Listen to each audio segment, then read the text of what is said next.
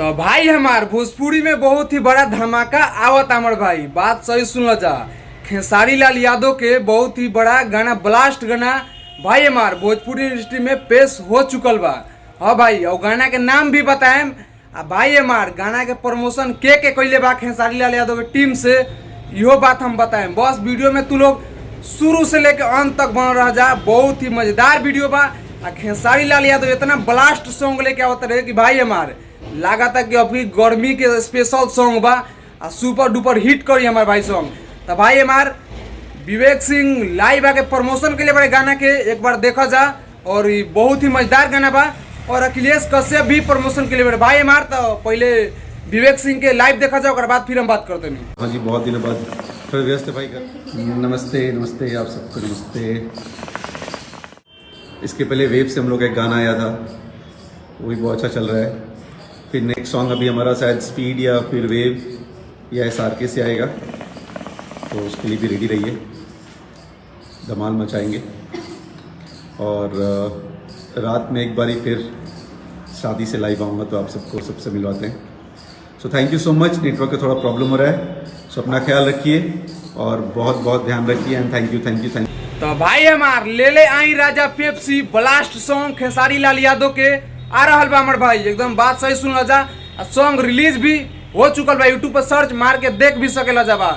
भाई हमार जौन विवेक सिंह रहे खेसारी लाल यादव के टीम से फिर से वापसी आ चुकल बड़े।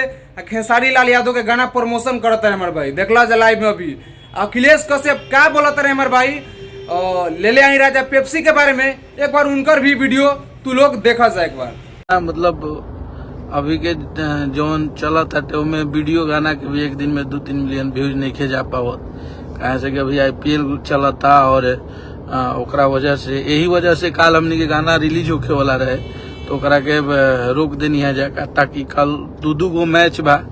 वजह से यूट्यूब के थोड़ा सा एंगेजमेंट कम हुई और बहुत सारा लोग हमारे भाई मैच में बिजी रहे हैं। तो परसों दिन गाना के रिलीज करब जा हमनी के, तो आप लोग थोड़ा सा वेट करी जा।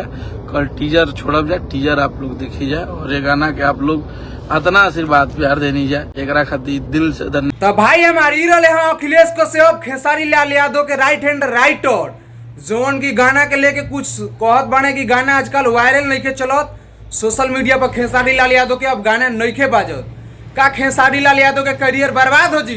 तो भाई हमार ऐसा कोनो बात नहीं के, आजकल तनी IPL चलता है, से लोग भोजपुरी इंडस्ट्री के लोग सॉन्ग पे ज्यादा ध्यान नहीं के देता हमारे भाई। लेकिन 1 तारीख के सॉन्ग छूटी और ले आई राजा पेप्सी के प्रमोशन हो रहा बा हमारे भाई।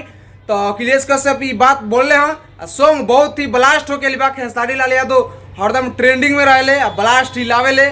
तो भाई हमार ले आई राजा पेप्सी के इतना प्यार दुलार दो जा कि खेसारी लाल यादव के लागे कि आज भी जनता खेसारी के दिल से चाहता और मानता। तो भाई हमार बस वीडियो के कार्यक्रम खत्म। अगर चैनल पर नया बता चैनल सब्सक्राइब कर दियो और लाइक कमेंट कइल मत भूलिए हमारे भाई।